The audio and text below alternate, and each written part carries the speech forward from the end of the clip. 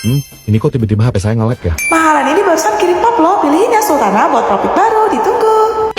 Buset, 7.000 foto. Mana gayanya sama semua? Pantas saja, kalau begitu, bagaimana jika Anda mengganti handphone Anda, Sultana? Boleh juga, tapi saya nggak mau HP sembarangan karena saya kan... Baik, saya sudah menyiapkan pilihan 5 handphone termahal di dunia, khusus untuk Anda, Sultana.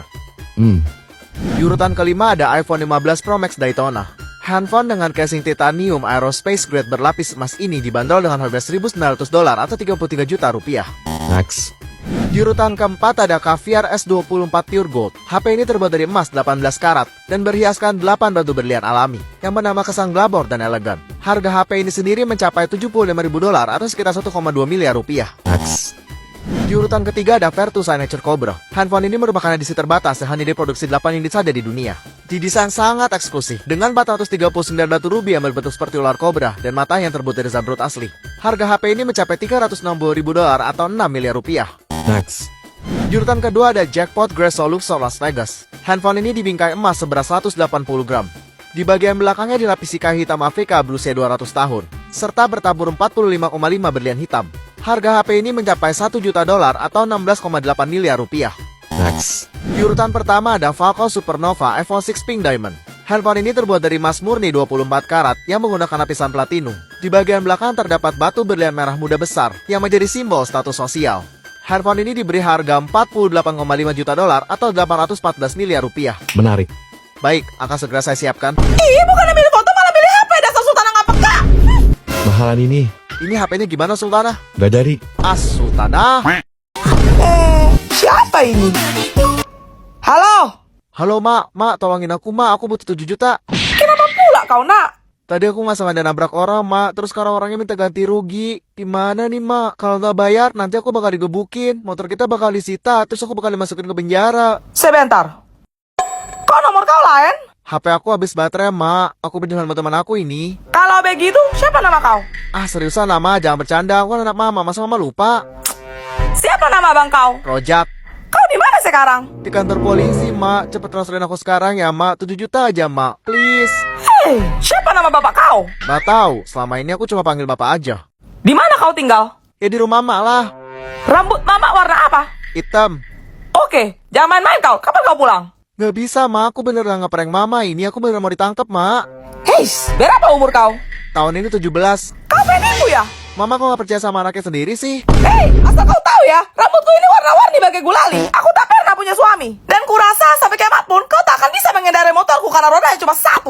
Aku memang punya anak baru umur 17, tapi dia perempuan, walaupun kelakuannya macam pejantan. Dan satu lagi, anak dari lakiku masih TK. Ma, dia lapar, Ma. Tengoklah, baru saja dia pulang. Kalau gitu 20.000 aja deh tante buat ganti pulsa saya nelpon. Halo? Halo? Lah, rugi dong. Hei, woi bawa kakak Dalin. Woi, ngelamun mulu. Ntar lagi maghrib, tak kesambet loh. Hah? Enggak, ini gue kaget aja. Ternyata ada pocong cewek yang bisa ngeludah. Dan kalau kena, katanya kulitnya bakal langsung melepuh dan gak akan bisa sembuh. Namanya Pocong Wedon. Tapi sebenarnya ada cerita sedih di balik teror yang dia lakukan. Masa sih? Jadi dulu di sebuah kampung, lahirlah seorang anak perempuan cacat bernama Winda. Naas, ibunya menghembuskan nafas terakhirnya setelah mengalami pendarahan hebat.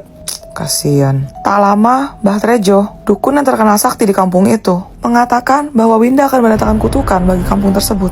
Kok gitu? Winda pun tumbuh dewasa, namun para penduduk membencinya. Ia selalu dihina karena tinggi dan cara berjalannya yang tak wajar. Ia juga sering ditimpuk batu, sebab sejak ia lahir, kampung tersebut dilanda kemarau panjang yang mengakibatkan petani gagal panen. Parah, masih percaya begituan? Sampai suatu hari, Mbak Trejo menghasut warga untuk menumbangkan Winda ke Dewa Gunung. Karena kalau tidak, seluruh kampung akan celaka. Winda pun dibawa secara paksa, kedua kakinya dipatahkan. Lalu ia menjemput ajalnya setelah Mbak Trejo menancapkan keris tepat di jantungnya. Tapi sebenarnya itu cuma akal-akalan Mbah Trejo aja yang ingin menguasai ilmu tengkorak geni, di mana syarat terakhirnya adalah mempersembahkan gadis yang berusia di bawah 17 tahun. Jangan bilang. Semenjak lahir, Mbah Trejo sengaja menyebarkan rumor miring tentang Winda. Belum lagi, kemarau panjang di kampung tersebut adalah ulah jin jahat Mbah Trejo sendiri. Ngawur. Arwah Winda yang tak terima itu pun menuntut balas. Ia berubah menjadi sosok pocong wedon setinggi lebih dari 2 meter, yang bisa terbang melayang dan mulai meludahi sisi kampung termasuk Mbah Trejo, hingga tidak satupun orang yang tersisa. Dan kini, kampung tersebut menjadi kampung mati. Celo, dari tadi kamu ngomong mulu ya, masuk ke kamar kamu sekarang. Nggak mau. Lihat tuh anak yang kamu manjain. Jelo, Masuk ke kamar kamu sekarang juga. Papa mau bicara empat mata. Rasain, papa marah beneran kan? Udah kamu tutup pintunya. Kamu ngapain datang mama kayak gitu, Celo? Papa nggak suka. Tapi pak, mama duluan ya. Jangan nangis, jangan nangis. Di luar mama pasti lagi nguping dengerin kita sekarang. Papa minta maaf ya, Celo. Papa terpaksa harus pura-pura teriakin kamu. Kita main drama dulu ya, sayang, oke? Kita mulai ya. Papa nggak mau kamu kayak gitu sama mama ya, Celo. Dimana rasa hormat kamu? Mama melahirkan kamu loh. Kenapa kamu malah diam aja? Keras kepala banget sih. Jawab. Nih buat kamu jajan. Jangan setahun modal, sabar-sabaran papa habis ya. 1, 2. Nih ada lagi. Iya pak, Celo salah, Celo minta maaf. Celo janji gak akan gitu lagi sama mama. Bagus, inget ya, mama tuh ratu di rumah ini. Nih ambil back heart papa. I love you my little princess. Wah, I love you tuh papa. Ampun pak, ampun. Udah Snow, udah, kasihan kan Celo. Sini sayang. Mama. Beres. Entah gimana keluarga ini kalau nggak ada gua. Kamu udah dapet kan Celo? Ayo kita ke mall belanja. Ate. Ma, tadi si Koko berantem tau mas sama Axel di kelas. Terus mama dapat surat panggilan disuruh ke sekolah sama Bu Guru besok. Astaga, lihat. Orang dia yang mulai. Siapa yang duluan itu nggak penting. Mama nggak suka kamu baku hantam. Tapi mah, Belum lagi besok mama harus repot ke sekolah. Malu Elliot, malu. Kamu itu bisa nggak sih sehari aja nggak bikin mama sakit kepala? Papa pulang. Snow, kamu lihat tuh anak kamu tiap hari berantem mulu. Emosi banget jadi orang, heran nurunin siapa dah. Pakai nanya segala. Kamu bilang apa barusan? Bukan apa-apa kok Juliet. Lihat, kamu itu di sekolah bukan belajar yang bener malah berantem. Udah merasa paling hebat ya kamu? Udah merasa paling jagoan? Oke, fine. Kalau kamu masih tetap bersikeras begini ya, lihat papa terpaksa mendidik kamu pakai cara lain. Juliet, Celo, mendingan kalian segera pergi dari sini. Ih, kalau nggak ikut-ikutan. Kunci pintunya Juliet, supaya dia nggak bisa kabur. Iya, Snow. maaf pa. Jadi gimana tadi kamu menang nggak? Hah? Oh enggak pa, siang saya kuat banget. Payah kamu. Nih, main jangan kasih ampun ya. Wah, makasih pa. Abis ini kamu pura-pura teriak ya. Jangan berantem lagi. Awas sampai kamu lagi, papa habisin kamu. Ampun pa, ampun. Kamu duduk di sini ya. Wah, koleksi labu kamu lengkap banget ya, lo dari versi 1 sampai 3 semuanya ada. Hah, itu mulai dipamerin, gak ada yang lain apa? Bosan banget liatnya, muak tau gak? Kamu kenapa sih, Ais? Sama si Celo nggak ngapa-ngapain, menurut kamu kok gitu amat? Hei anak miskin, kamu tuh sampai kapanpun gak akan pernah bisa beli labu walaupun cuma 1. Cia, ada nabung kok. Hah, mimpi, gak usah belagu deh, sok-sok gegayaan. Mendingan kamu pakai uang itu buat tolong sekolah kamu, lunasin TSP kamu yang udah berbulan-bulan nunggak. Keterlaluan kamu, Ais. Berisik ih cempreng, gak lepas ngomong sama orang-orang jelek, secara kan aku secantik boneka. Hah, iya sih, boneka sama labu. Nih Cia, buat kamu. Yang bener, Elliot. Dih, narap lu. Wih, itu edisi Coca-Cola kan? Gihan boxing. Jadi di series ini cuma ada 3 pilihan labu yang bisa kita dapat, guys. Ayo kita buka, bantu pencet tombol dan follow ya, guys, supaya dapat inceran Cia. Guys, Cia udah pada lagi megang kaleng dong. Sekarang Cia mau lepas bingkai mikanya, dalamnya kayak gini, guys. Dan ternyata ada gantungannya, gemoy banget gak sih? Terakhir dapat kartunya juga. Makasih ya, lihat Cia seneng banget. Celo. Seriusan ini?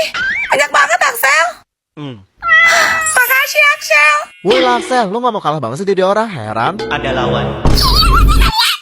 Guys, kalian tahu nama Brand Road gak? Lewat mulu di FYP Cia masa? Celo cuma tahu ikan hiu pakai sepatu. Kalau nggak salah namanya pelalalelot pelalala. Cia taunya balerina cappuccino. Kalau kamu apa ya, lihat? Bombardino Krokodilo.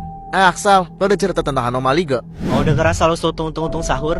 Hah? Katanya itu anomali mengerikan yang hanya keluar pada saat sahur ya? Dan konon kalau orang yang dibangunin gak nyaut sampai 3 kali, makhluk ini bakal datang nyamperin ke rumah dong.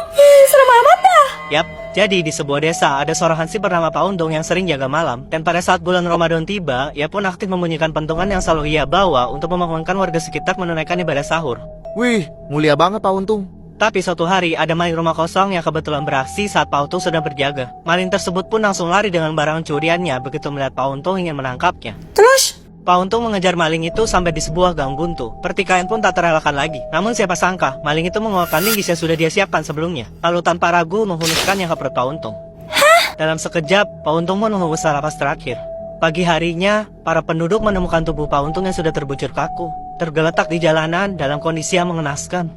Ada. Mereka pun segera memakamkan Pak Untung, tak lupa menancapkan pentungan di atas kuburannya sebagai nisan penanda. Kasian. Tapi pada saat malam tiba, ada fenomena aneh yang terjadi. Pentungan tersebut berubah hidup, tangan dan kakinya tumbuh layaknya manusia, dan wajahnya mirip dengan Pak Untung. Serius? Masyarakat sana percaya bahwa pentungan itu dirasuki jin yang menyerupai Pak Untung. Dan kini, makhluk itu berkeliaran seolah masih melakukan tugasnya yang belum selesai.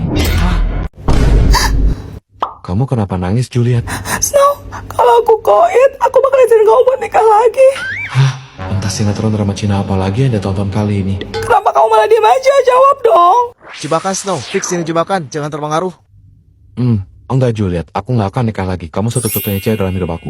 Mantap, Pong, terus Gan. Catat dulu di buku dosa.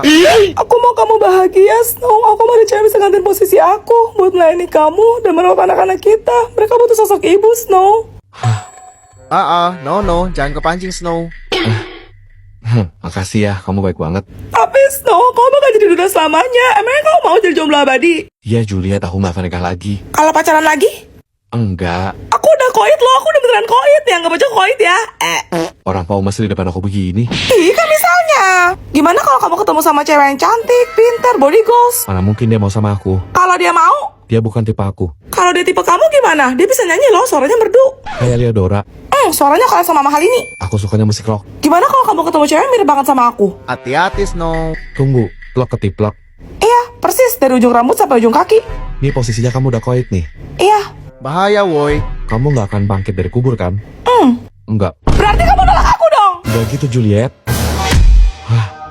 Gue di mana ini? Elah, tadi kan gue udah bilangin bro.